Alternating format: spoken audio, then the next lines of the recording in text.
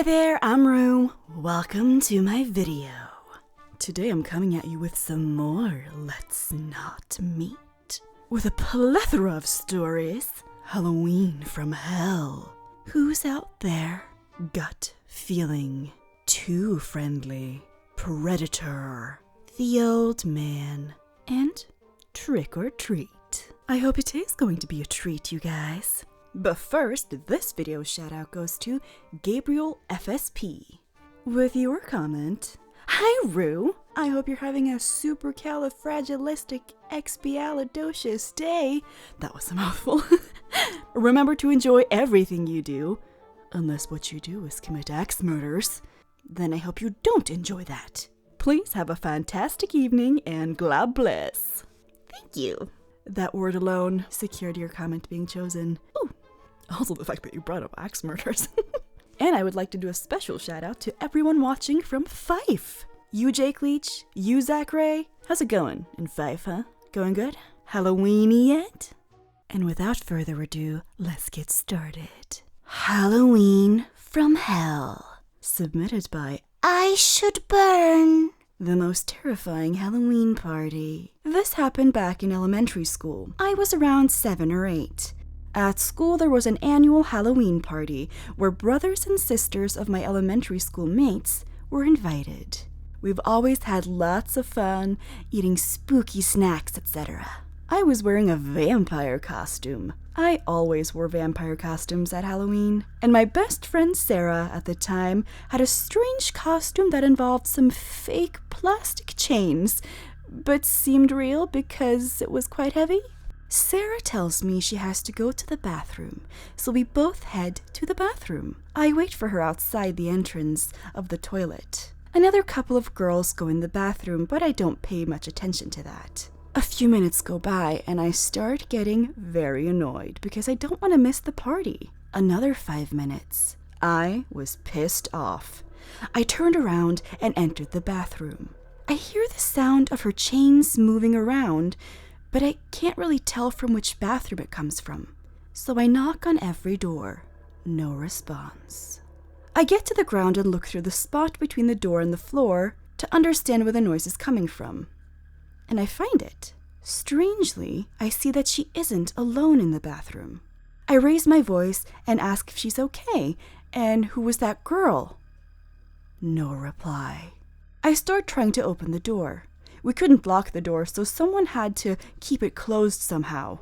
I start panicking and screaming, and after I try with all of the force a 7-year-old can have, I manage to open it slightly. From now on, I have some confused memories, but I will try to explain myself the best I can.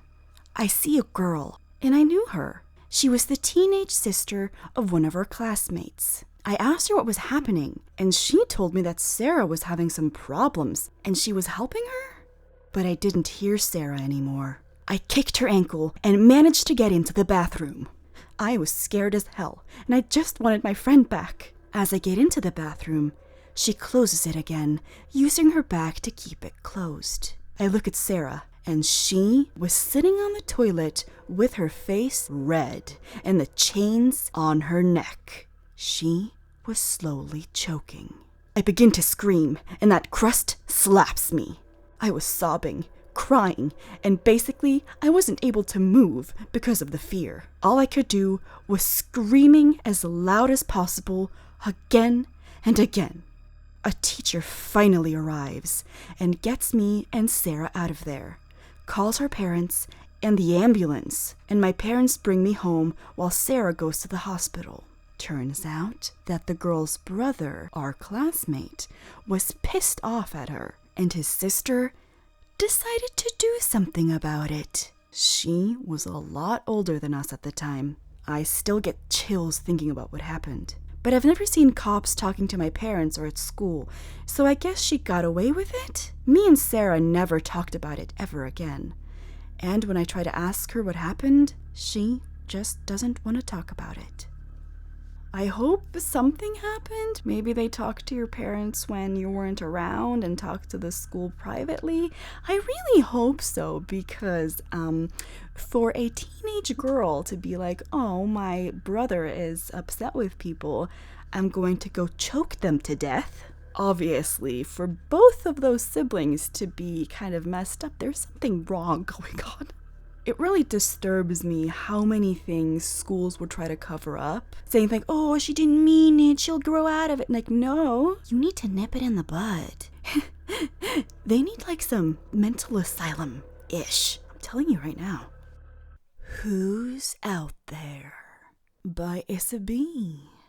I was in college, and me and my best friend thought it would be a great idea to host a Halloween party at my house, since it was in the country and I had it to myself. No booze, as most of us were still under 21, but plenty of sugar and caffeine to make us properly stupid. We decided to play hide and seek, but I set limits on how far into the pasture we can go. It's a car graveyard, and everyone had to have a buddy with them. That was mostly a safety precaution. I never go without my dog or my dad because snakes, foxes, coyotes, ankle-twisting holes, etc. Everyone agrees, and off we go, high on youth and chocolate, giggling like children. After about an hour, we call it quits on the game in favor of the warmth of the indoors and the lure of popcorn and cheesy horror films. One of my friends says they saw someone outside. My first thought is, it's my neighbor. He was like an uncle to me growing up and has always kept an eye on the place. I call him. My PJs are not going into the cold, and he's out and about at odd hours. He says it's not him. I check the guests. Everyone's accounted for. This isn't trick-or-treat territory. Plus, no one's knocking on doors. Then, I hear the dogs down the road going nuts. Great big Danes with a tendency for hopping fences. They're a little aggressive, so I usually just leave them alone, and they go home on their own. But tonight, they're howling like possessed beasts. I'm for calling the police in case there's someone out there. But my awesome neighbor tells me to wait and that he'll check it out. He doesn't find anyone, but those dogs howled for another 15 to 20 minutes. The really spooky part, though? How they just stopped. Complete, creepy silence. I've never heard them howl like that again. I'm just gonna say it. I think your neighbor might be creepy.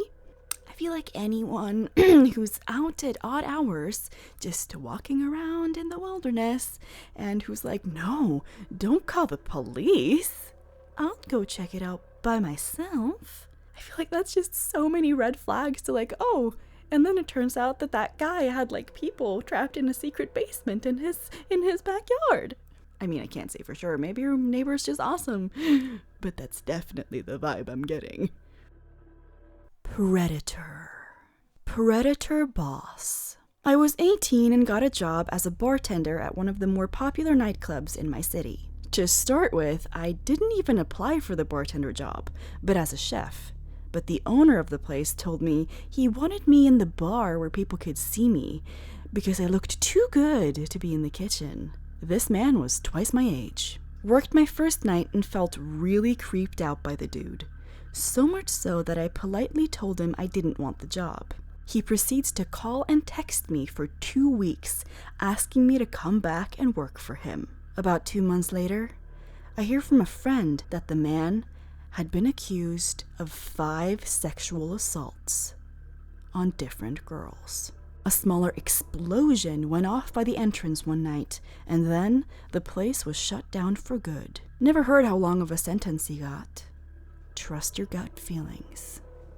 That is so creepy. Oh my god. I've had similar things where it's like, oh, wrong place, wrong time thing going on, and oh, that could have been me. Yeah, definitely trust your gut feelings. If people seem off, no matter how like nice they may pretend to be, or like other people are like, no, I don't understand what you mean, they seem so nice. Trust your gut feelings. Because it's better to trust your gut feelings and be wrong than to ignore them and be right. Speaking of gut feeling, my 7-year-old gut may have saved my life. When I was maybe about 6 or 7, my mom had forgotten to pick me up after school. This was normal, so I started walking home by myself. It was maybe an hour-long walk in the Florida heat, and because I'm so little, I'm pretty much instantly wishing I had a ride. Once I get to the part of my walk that starts taking me through neighborhoods, I notice a car slowing down and pulling up to me. The window rolls down, and I can see an older man. In my memory, his face is literally hidden in shadow.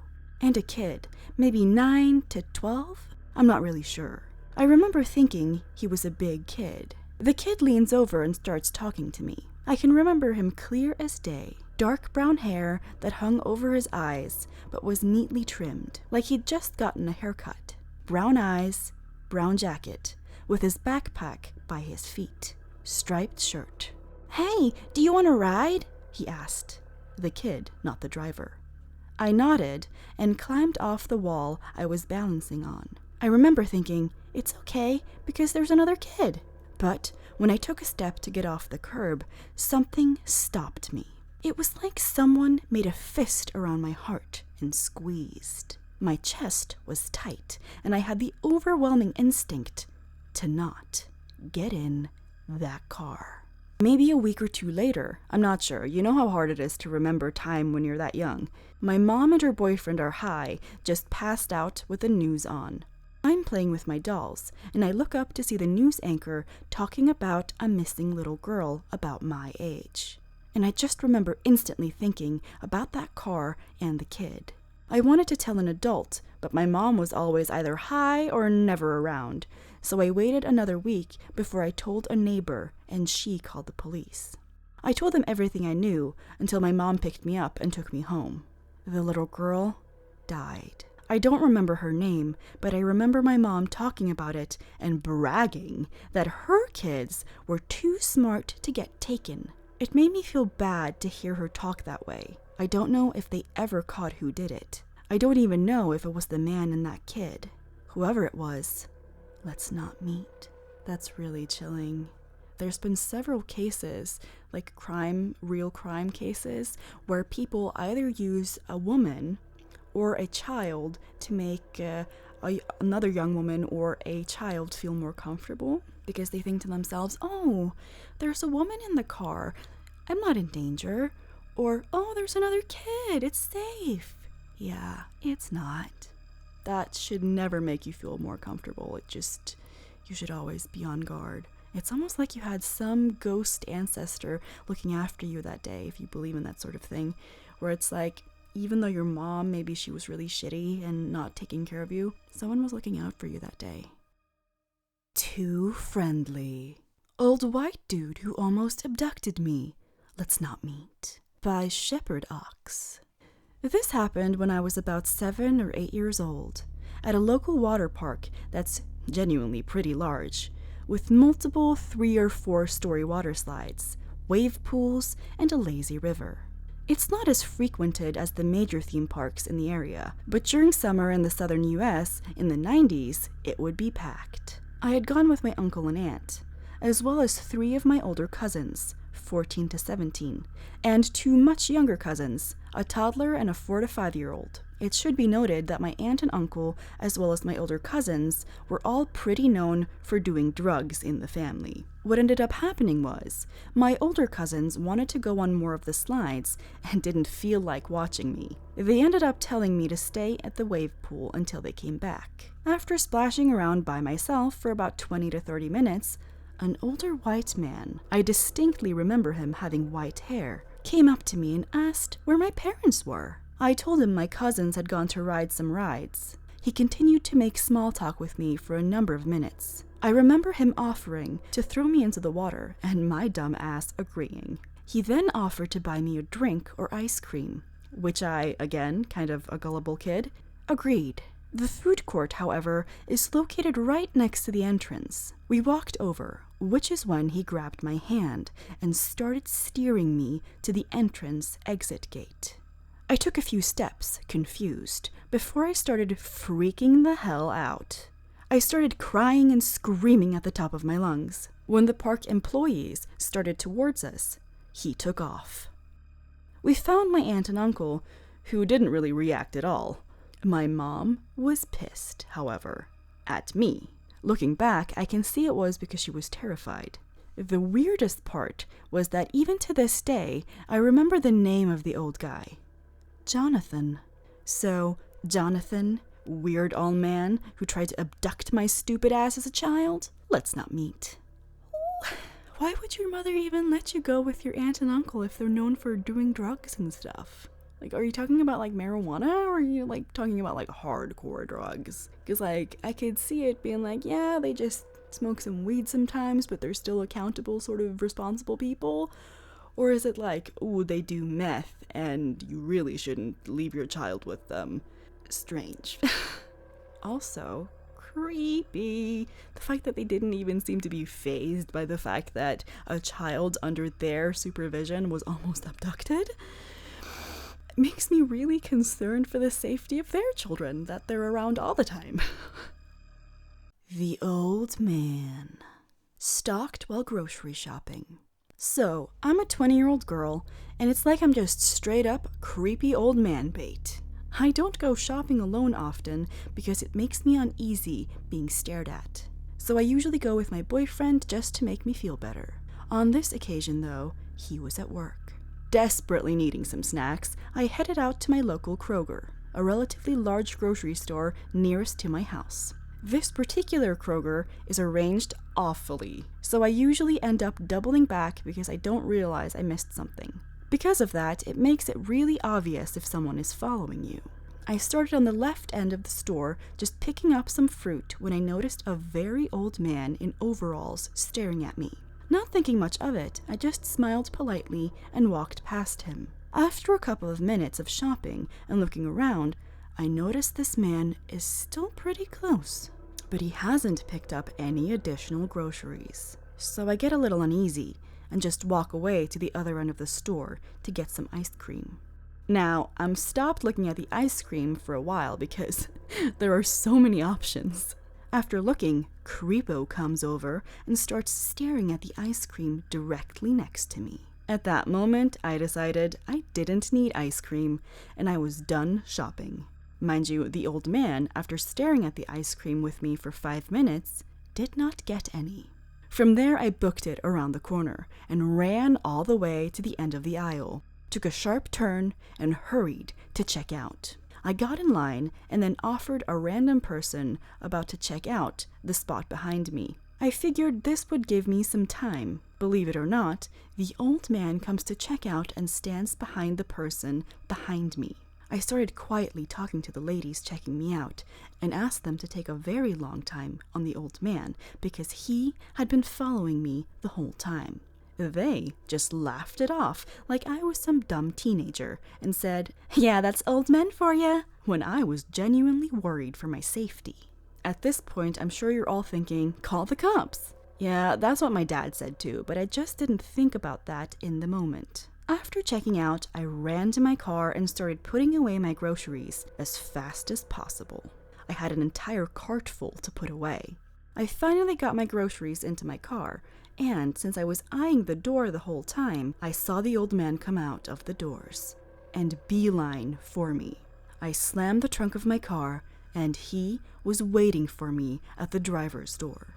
I locked the car and ran across the parking lot while calling my boyfriend to see what to do. I'm crying, trying to get a hold of him, but he's at work, so of course he doesn't see me call. At this point, I'm hiding behind a Kia Soul, hoping that this old man will walk towards me so that I can run back to my car. He does, so I jump at the opportunity and I'm unlocking my car as I run. I jump in the driver's seat and zoom home. He watched me drive away while standing in front of his stupid ass little red flippin' sedan that was on the other side of the parking lot from where I was parked and where he was stalking me from. I took tons of back roads home to make sure I wasn't followed. So, creepy man, let's not meet. I hate it when people are like, "Aw, that's just old people, old men for you." Just because someone is old doesn't make them a nice person, okay? old people used to be regular people too. Like, I feel like people just stop viewing older people as people, and they're just like, oh, but old people are so sweet. Like, no, honey, some of them were serial killers. Some of them were like rapists, and some of them were child molesters. That didn't stop just because they got wrinkly. To wrap it all up, I have a real good Halloween story for you. Trick or Treat, Halloween Strangers by MrEvilGuy. It was my turn to take my kids trick-or-treating. The previous year, it was my wife's, and we trade back and forth every year. My son and daughter are aged 7 and 9. Usually I stay on the street while my kids go up to the different houses to collect candy. After about half an hour of walking around, we came to one of the more popular hotspots for candy collecting, a main street in the neighborhood. Lots of really cool decorations and animatronics on people's lawns. So I became a bit distracted and stopped watching my kids closely. At one point, they came back from a house accompanied by another girl about the same height as my daughter. She was wearing a really weird homemade mask, like a cardboard cutout or something. My daughter asked if she could trick or treat with us, so I said sure, and we carried on together as a group. I didn't know who this girl was, but I figured she was a friend from school. As we continued, I started to notice a large man trailing us. He was wearing some sort of angry cat mask. It was kind of creepy, to be honest. I thought that maybe he was the father of the girl, so I tried to start up some small chat with him. I said something like, "Nice weather, huh?" But he didn't respond. He just stood there staring at me, while our kids went up the stairs to the next house. I tried again asking, "Hey, is that your daughter?" He nodded, but didn't say anything.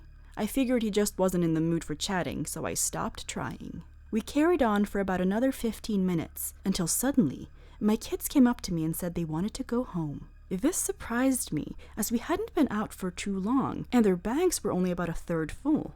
In any case, I agreed, waved goodbye at the man in the cat mask and his daughter, and started on our way home.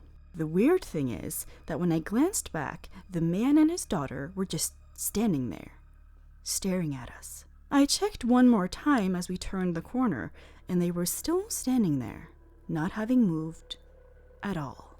At this point, I decided to ask my kids, "So who was that girl?" My daughter looked up at me with a confused look on her face. "She's your friend," my daughter replied. I asked her what she meant. Apparently, the girl with the cardboard mask approached them and said she was a friend of mine. She told my daughter she was too shy to ask me if she could join us trick-or-treating, and wanted my daughter to ask me instead. I laughed at this story and replied to my daughter, "Why would you think she was my friend? I don't have any children as friends."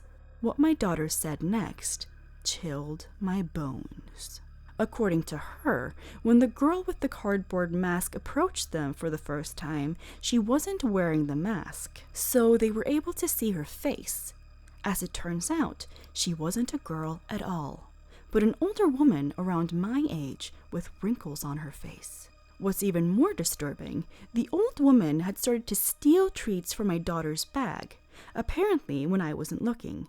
That is why they asked me to go home. The old woman was creeping them out, and they just wanted to get away from her. I brought my kids home and told my wife what happened. We made sure to check through all their candy, but didn't find anything suspicious or off. We didn't call the police or anything since nothing really happened, but thinking back, I kind of regret that decision now. What the heck was the old woman doing? And who the hell was that man following us around? I don't think I'll ever know. I just think it's sick that there are people out there on Halloween hiding behind masks, pretending to be children. I mean, to me it kind of sounds like maybe they were a little special. You know, like maybe both the guy and the woman, maybe they were like somehow mentally challenged or something. Like that kind of, like a grown woman stealing candy from children and wanting to be friends with children kind of sounds like maybe in her head she's not actually an old woman. You know, maybe it's not that creepy. Or maybe it's just a lady who loves candy but hates children, and she hates the fact that they get all the candy on Halloween, and she's just like, "You know, husband, I have a brilliant plan. We will take all the candies, we will pretend to be children, you will pretend to be my father, and I will pretend to be a child. This time, my short stature will benefit us." That's all I have for you guys this time. I hope you had a swell spooky time and that you'll come back for more next Friday. Remember to stop by on Sunday though on my Twitch when I stream. Last time we were alarmingly successful at making a haunted Halloween orphanage. I really did think the CPS lady would come and take the kid when they were drowning. I guess not. To be sure that you're notified when I post and when I have stream Sunday, because apparently the notification system isn't working, do follow me on Instagram because I post there every time with good warning. So I'm like, ooh, 1 hour until the stream. And then you can get ready and get your popcorn and have fun and hang out. I really want you to come hang out with me. If you have some good stories you want me to read, do submit them on my website. Link in the description. As always, Catbra, you're the coolest patron ever. See you next time. Bye.